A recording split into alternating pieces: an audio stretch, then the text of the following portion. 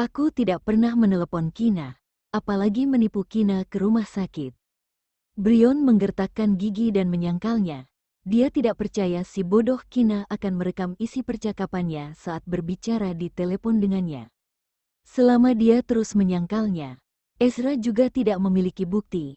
Jadi atas dasar apa dia begitu yakin bahwa dirinya telah mengatakan hal-hal itu kepada Kina? Melihat dia bersikeras tidak mau mengakuinya, mata acuh tak acuh Ezra menjadi serius lagi. Kamu yakin tidak melakukan apapun? Setelah selesai bicara, dia mengeluarkan ponsel dan memutar rekaman percakapannya dengan Kina. Untuk mengetahui keberadaan wanita kecil setiap saat, dia menginstal perangkat lunak lokasi rahasia di ponselnya, dan perangkat lunak lokasi ini juga memiliki fungsi perekaman. Jadi setiap kali ada panggilan telepon yang masuk, akan langsung terekam otomatis.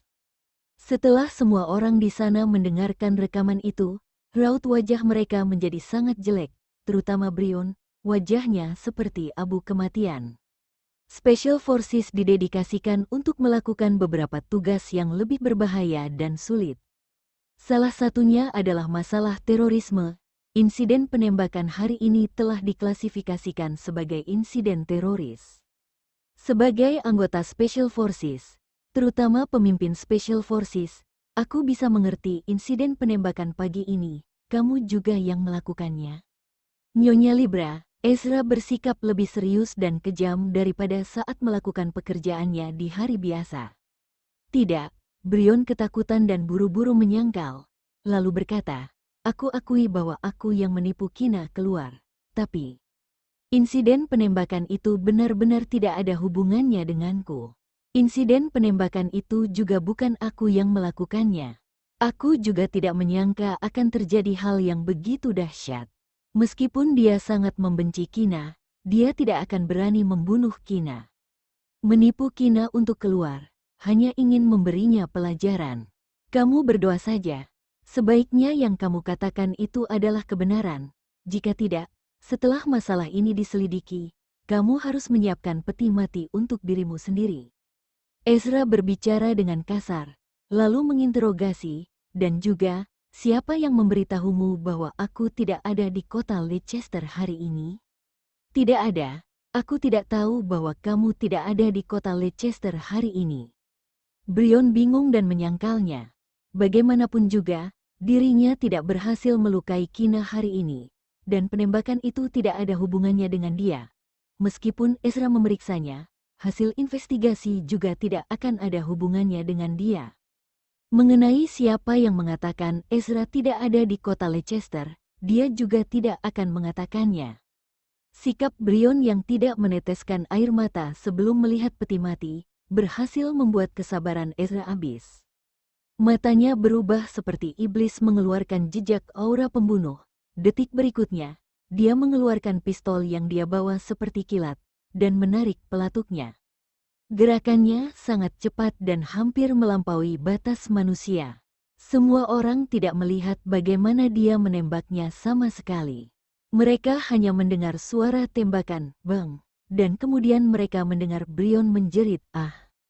Wajahnya pucat seperti kertas. Sekujur tubuh berkeringat, menutupi lengannya yang berdarah dengan satu tangan.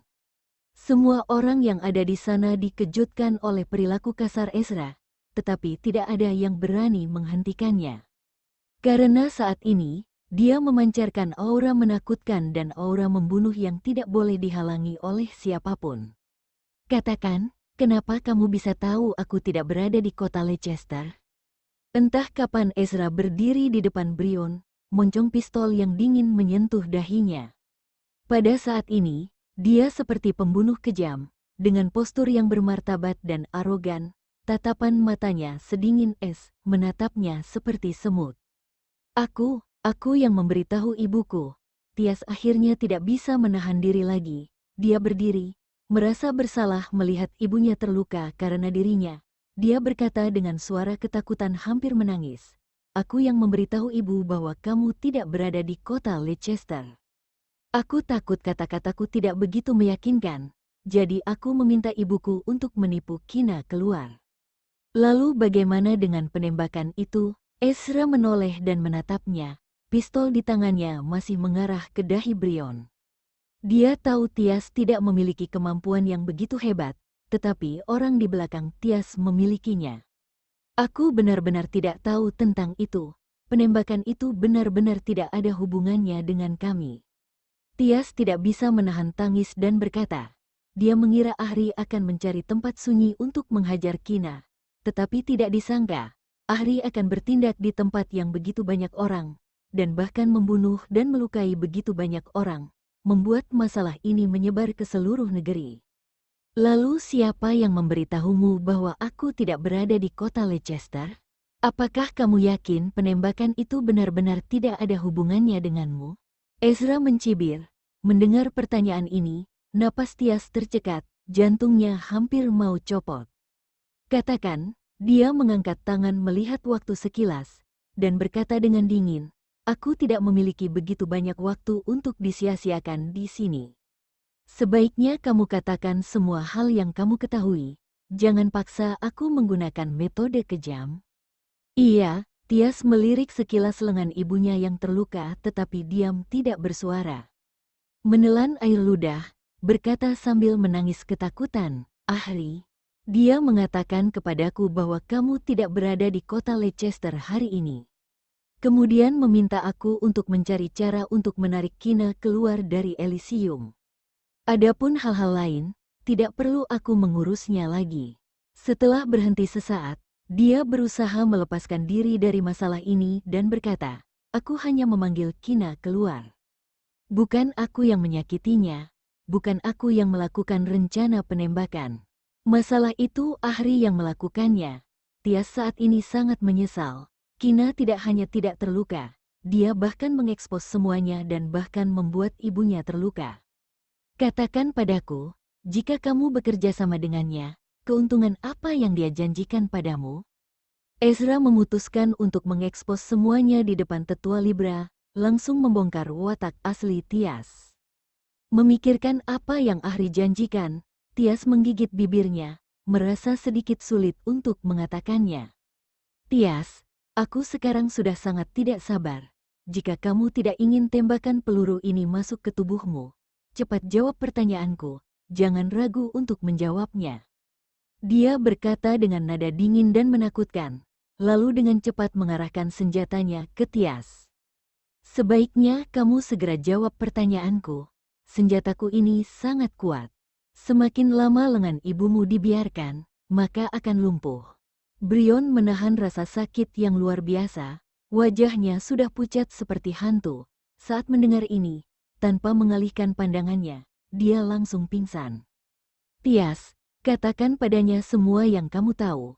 Suara gemetar Brion bercampur dengan rasa sakit. Dia percaya pria yang lebih menakutkan daripada iblis ini pasti akan melakukan apa yang dia katakan. Itu, Tias memberitahunya seluk-beluk semuanya dalam satu tarikan napas. Dari awal hingga akhir, itu pada malam perjamuan usia 1 bulan putramu. Ahri berinisiatif menghubungiku dan mengatakan bahwa dia dapat membantuku bersama Vito dan membantuku menikah dengan keluarga Okto. Lalu dia menghubungiku kemarin dan mengatakan kamu tidak ada di kota Leicester hari ini. Kemudian meminta aku hari ini harus menemukan cara untuk menipu Kina keluar dari Elysium. Kina tidak cocok denganku. Aku takut apa yang aku katakan tidak bisa meyakinkannya. Jadi aku meminta ibu untuk menelepon Kina dan menipunya keluar dari Elysium. Setelah mendengarkan pengakuan Tias, Ezra mengejek dan tersenyum menyeringai. Dia hidup begitu lama, dan ini adalah pertama kalinya dia melihat wanita yang merasa benar sendiri dan merasa hebat. Meskipun adik ketigaku tidak menyukai Albert, meskipun dia bersama dengan wanita manapun, orang itu pasti bukanlah kamu. Atas dasar apa kamu begitu yakin bisa menikah dengan keluarga Okto? Dia berkata dengan kejam dan penuh sarkasme. Selera adik ketiganya tidak begitu rendah, dan wanita seperti ini masih mending jika menjadi pengambil sepatu untuk wanita yang pernah bersama adik ketiga di masa lalu. Tias dipermalukan dengan kata-katanya, wajahnya pucat dan terhina. Dia menggigit bibirnya, menundukkan kepala dan berkata, aku telah mengatakan semua yang aku tahu. Hanya berharap pria ini segera meninggalkan rumah keluarga Libra setelah mengetahui apa yang ingin dia ketahui. Apakah Ahri menyebutkan dirinya sekarang ada di mana? Ezra bertanya lagi. Tidak, dia tidak menyebutkan dia di mana. Dia hanya memintaku mengikuti rencananya. Tias segera menjawab, karena takut jika dia ragu, peluru dari pistolnya akan mengenai dirinya. Ezra berkata dengan nada dingin dan tenang, dengan keagungan yang kuat, Tias, kamu harusnya tahu bahwa Ahri sekarang bukan lagi putri keluarga Sealer, tetapi bandar narkoba yang diburon oleh seluruh negara. Kamu bekerja sama dengan seorang buronan bandar narkoba, bahkan menciptakan insiden penembakan sensasional di seluruh negeri.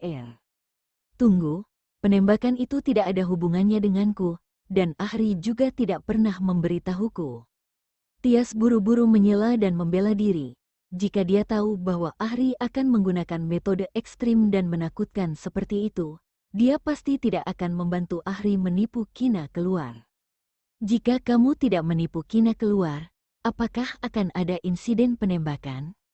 Sekarang semua orang berusaha menjauhi Ahri, tetapi kamu malah menyapanya dan bekerja sama dengannya, kemudian menyebabkan masalah yang begitu besar. Ezra berbicara dengan nada dingin, menyimpan kembali pistolnya dan bersiap untuk pergi.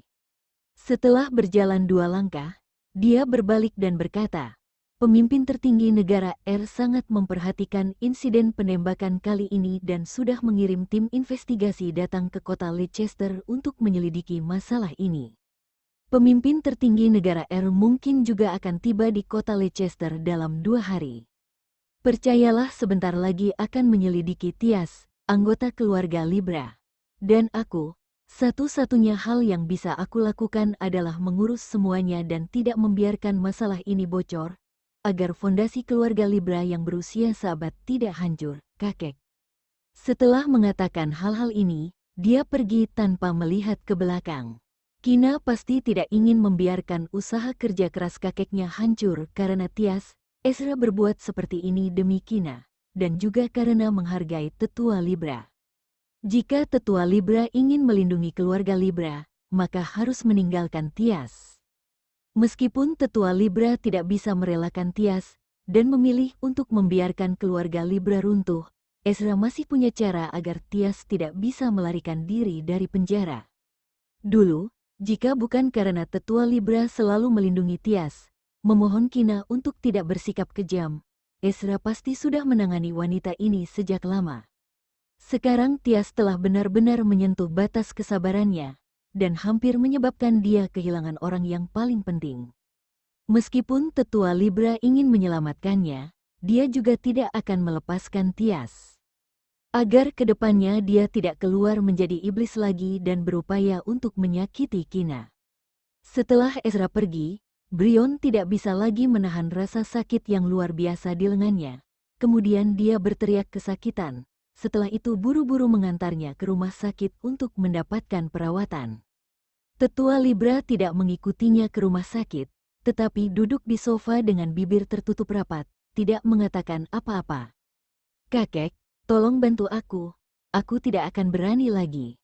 Tias akhirnya menyadari keseriusan masalah ini, menangis meminta bantuan kepada tetua Libra. Dia mengira dirinya hanya menipu Kina keluar saja, tetapi Kina tidak terluka, dan dirinya tidak akan terlibat dalam masalah. Tetapi tidak disangka, dirinya sekarang telah menjadi rekan konspirasi bandar narkoba, Ahri. Bahkan pemimpin tertinggi negara juga sudah bertindak, dan mengirim tim investigasi ke kota Leicester untuk menyelidiki masalah ini. Diam, tetua Libra memelototi Tias dengan tatapan mata berapi-api, tangan yang diletakkan di sandaran sofa mengepal, kamu sendiri yang melakukan ini, siapapun tidak bisa menyelamatkanmu. Beberapa hari ini, kamu sebaiknya diam di rumah, tunggu tim investigasi dari atasan datang menyelidikinya. Nanti setelah tiba waktunya, bekerja samalah dengan penyelidikan, mungkin hukuman kejahatanmu dapat dikurangi. Peringatan dalam perkataan Ezra sudah sangat jelas. Jika keluarga Libra mencoba melindungi Tias, maka bersiaplah untuk menggunakan fondasi keluarga Libra yang sudah dibangun ratusan tahun untuk mengubur insiden penembakan kali ini. Semua orang di kelas atas tahu bahwa Kina adalah kesayangan pria itu. Kali ini Tias sudah melewati batas kesabarannya, dan benar-benar sudah membuatnya marah. Keluarga Libra tidak dapat bersaing dengan keluarga Okto, yang merupakan keluarga kaya nomor satu di negara R dan keluarga pedagang militer. Meskipun keluarga Libra ingin melindungi Tias, juga tidak bisa. Dan mungkin saja, karena telah membuat Ezra marah, pada akhirnya kehilangan orang dan kekayaan, tidak hanya tidak bisa melindungi Tias, bahkan keluarga Libra juga ikut menanggung penderitaan. Keluarga Libra adalah usaha kerja keras seumur hidupnya. Dia tidak bisa membiarkan fondasi keluarga Libra hancur begitu saja. Mendengar penolakan tetua Libra, Tias langsung ketakutan.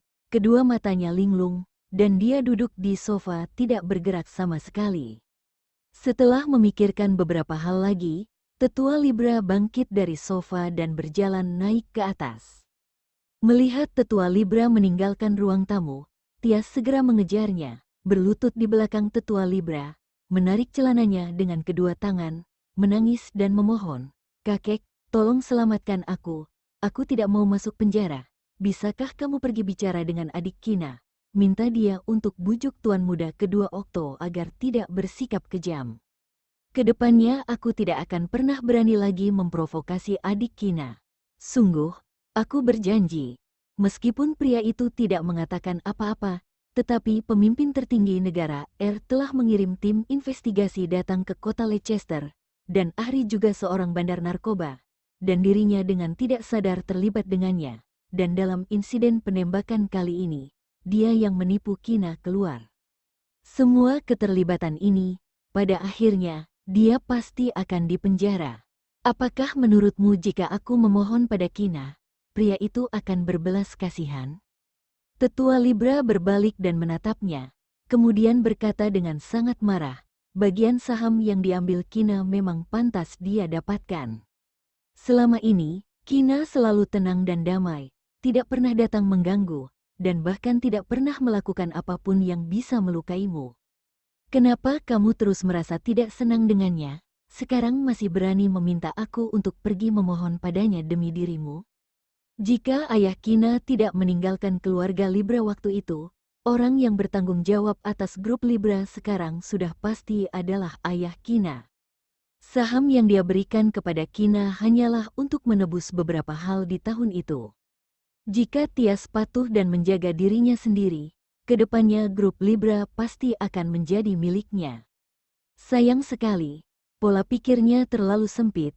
Dia terjebak dalam keuntungan pribadi dan kebencian yang tidak rasional, dan pada akhirnya menghancurkan dirinya sendiri.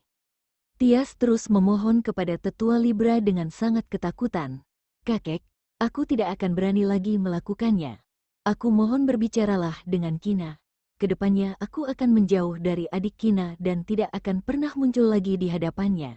Aku juga tidak bisa berbuat apa-apa terhadap masalah ini." Setelah tetua Libra mengatakan ini, dia berjalan ke atas tanpa menoleh lagi ke belakang.